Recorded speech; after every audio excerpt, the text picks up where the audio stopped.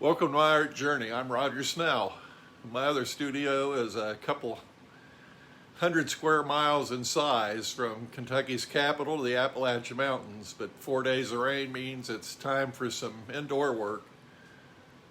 I'm going to start a Hilton Head painting from a sunrise photo I took at the beach this summer. I'm glad it didn't rain that week. I work out details in my sketchbook and a 9x12 oil study behind me here. Let's look at my sketches from the trip, and then I'll show you a commission I did for someone from her Hilton Head photo. Getting ready to begin the underpainting and lay-in for Hilton Head sunrise. There's the reference photo that I took at Hilton Head this summer, and really liked this sunrise scene and the way the shadows from the fence show up on the sand dunes. So I've got my reference photo, I've got my sketch, and I've got the 9x12 study in oil that I did on panel, with this version being the final studio piece. I will still make some changes, things that I learned from the composition and from these other studies to try to emphasize things a little bit better, rearrange things, and that's where it helps to do these things in advance.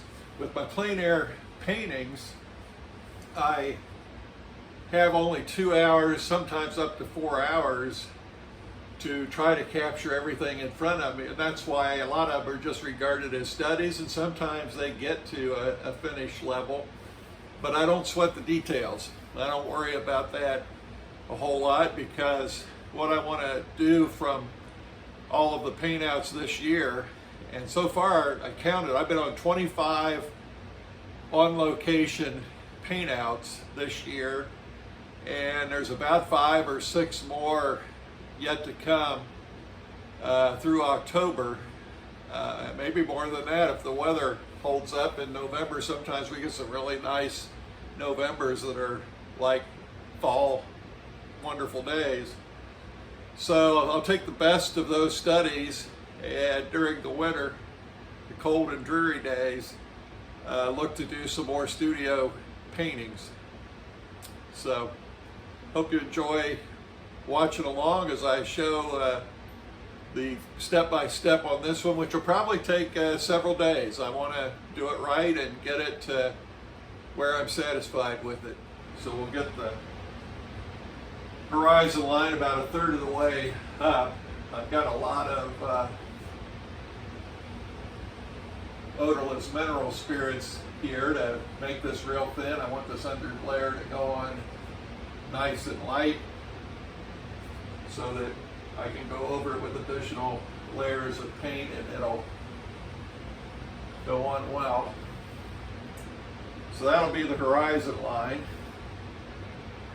We've got a lot of yellow from that sunrise, but for now, I'm just going to tint that. I'm going to have that on here as a tint, kind of goes all the way up and down here to the corners, and then it'll fade to gray in the area that I'm not toning. So I don't have to follow the photo exactly as it looks, just a rough idea. But get this tone in,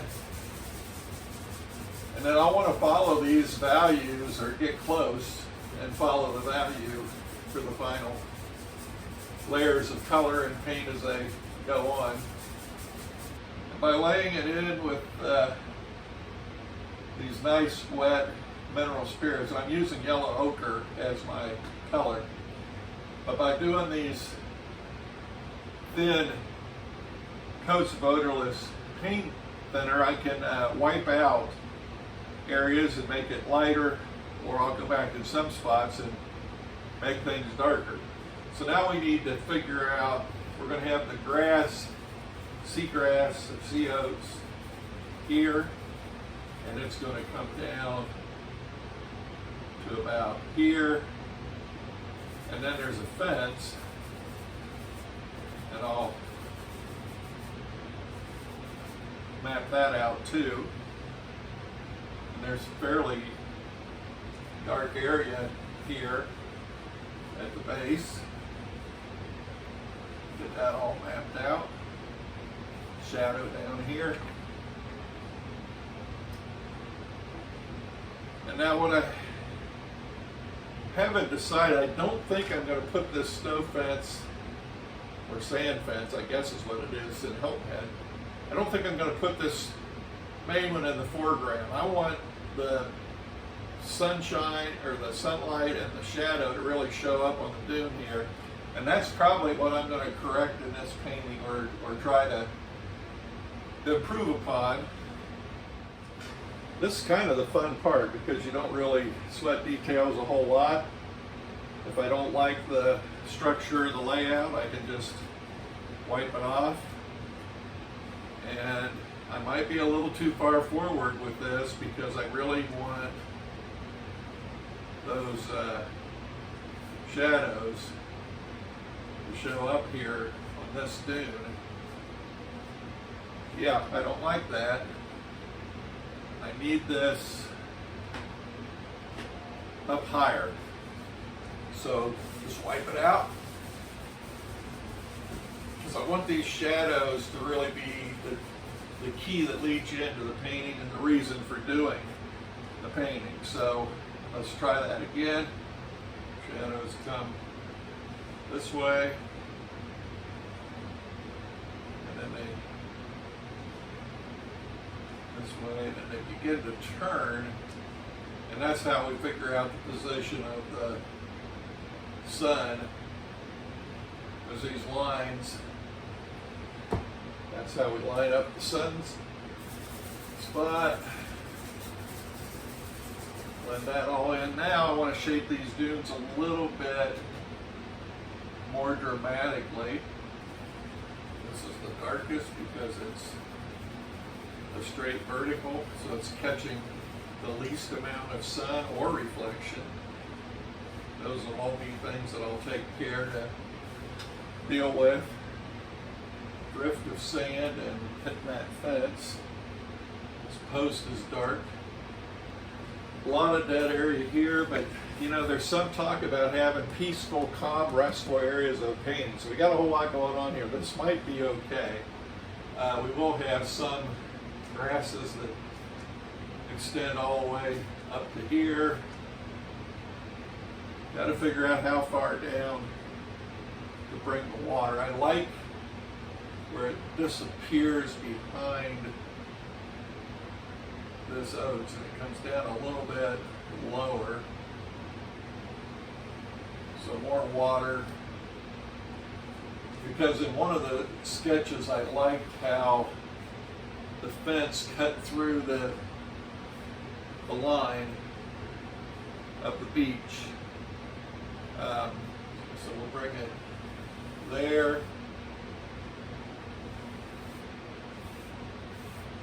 And the actual wet sand of the beach, put that here, and it actually runs at an angle. That's going to be a nice grayed out purple, which will play against the other areas really well. I haven't decided whether to put figures in or not on the beach, but let's go ahead and maybe indicate the idea of Linda and me and Izzy and Ruby at the beach. And that's the lay-in. That's the other thing. I'm going to scoot back here so I can look at it at a distance, see how it's shaping up. Then when I want a feeling of flow, come around this way. You know, it's flat, and I want it to flow around, come around like that. I think This might work over here if there's just a few more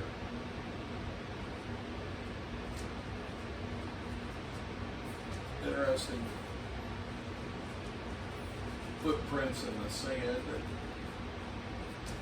lead you in. It doesn't look so blank over here. I'm still worried about the weight and the balance that is too light, but in a way maybe that's just a clear pathway in to the scene and I'll be okay. Again, a restful place, a peaceful place. It's about 25 minutes. There's the underpainting and the values and the general idea of where I'm headed. So I started the commission by doing a sketch in pastel, and I did on my 9x12 UArt sanded pastel paper, which is really good for putting down many layers, but in this case it was a sketch and a study from a photo at Hilton Head taken by a friend of mine who asked me to do a painting from that photo. So since I knew it was a sketch and a study, it was effortless, didn't worry too much. I loved it because I just kind of laid down strokes here and there, didn't fuss with it, didn't overwork it. And that's what I showed to the individual getting ready to do a larger oil painting on canvas. Well, she liked the study and the pastel so much, she bought that. So that was the most effortless commission that I've done, where I didn't worry and stew and try for perfection and all of that. It just was loose and natural, and I really liked it. It turned out well. She was happy with it, and so that's the story behind my second commission.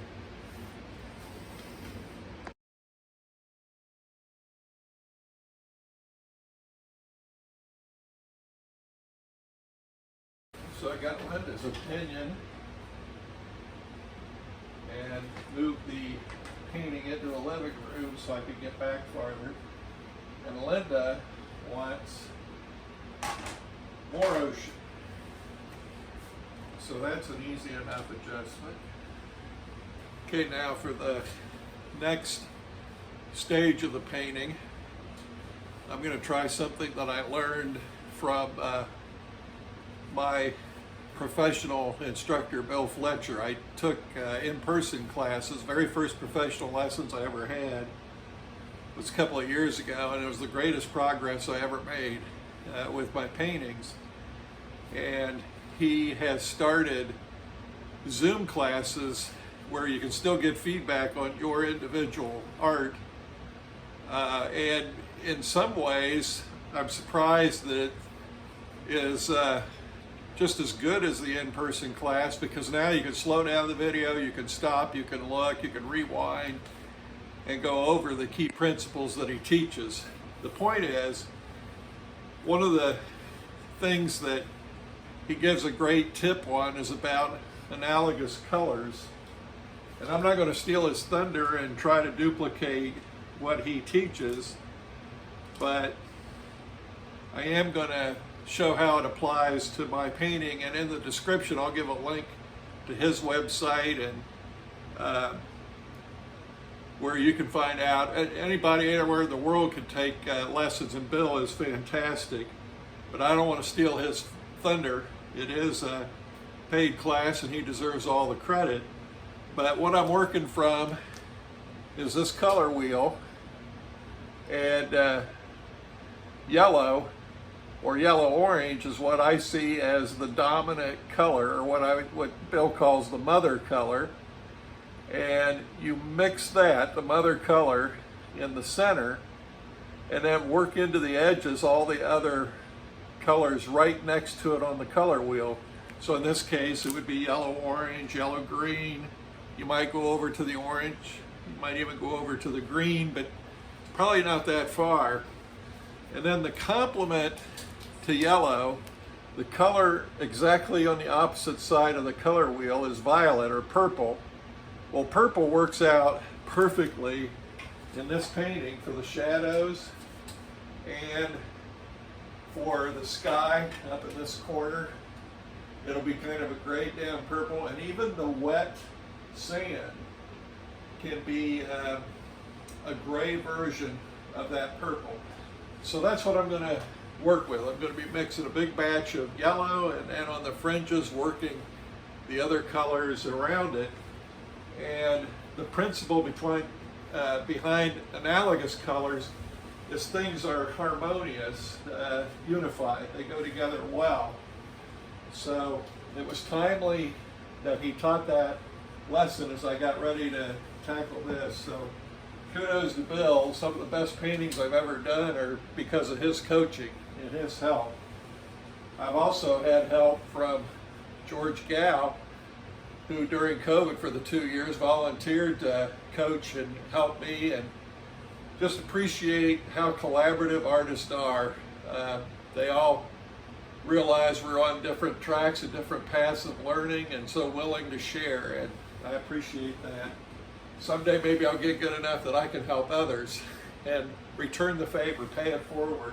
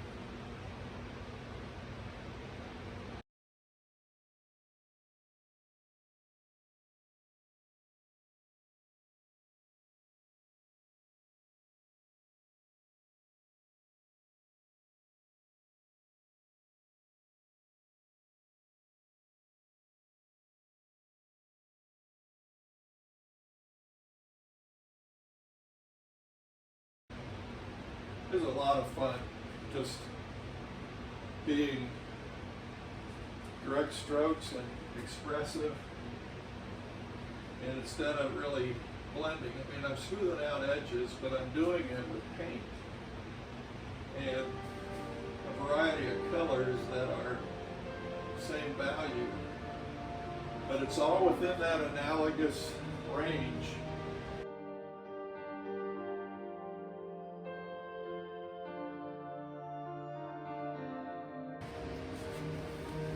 Well, the painting has had overnight to dry a little bit and to tack up, so I'm hoping things will stick a little bit better. I've pre-mixed the bright orange sky part here, and then down here it grays a little as it starts to go towards the horizon line. I want to smooth all of that out. There's a little too much movement here. I don't want a whole lot of action here when you've got so many things going on in the foreground, and keep things kind of restrained. So anyway, that's what I'm going to work on here for the next few moments. I'm going to try the palette knife too to see if I can push it in and scrape and smooth to get nice edges, smooth edges.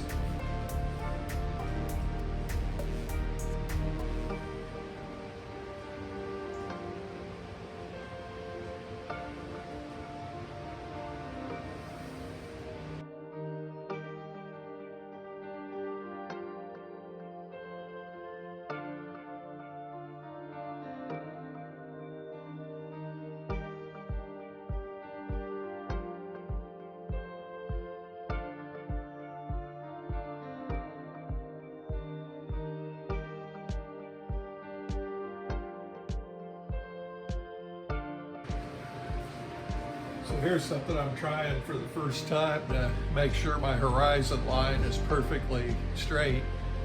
And in this case, the horizon line actually is where the distant ocean meets the sky. So what I did is I took this yardstick and took a level. I clamped the yardstick on both sides, took the level, make sure it's perfectly level there. Also made sure the panel was perfectly level, so that's all going to match up right. And now, right where I had the reflection, I've placed it at the top edge of that. So as I mix my paint for the distant watercolor, I'm just going to draw that horizon line all the way across using my yardstick as a marker. And the one thing I noticed with the photo is you don't even see ocean here at the reflection point. So I don't want to draw that line all the way across.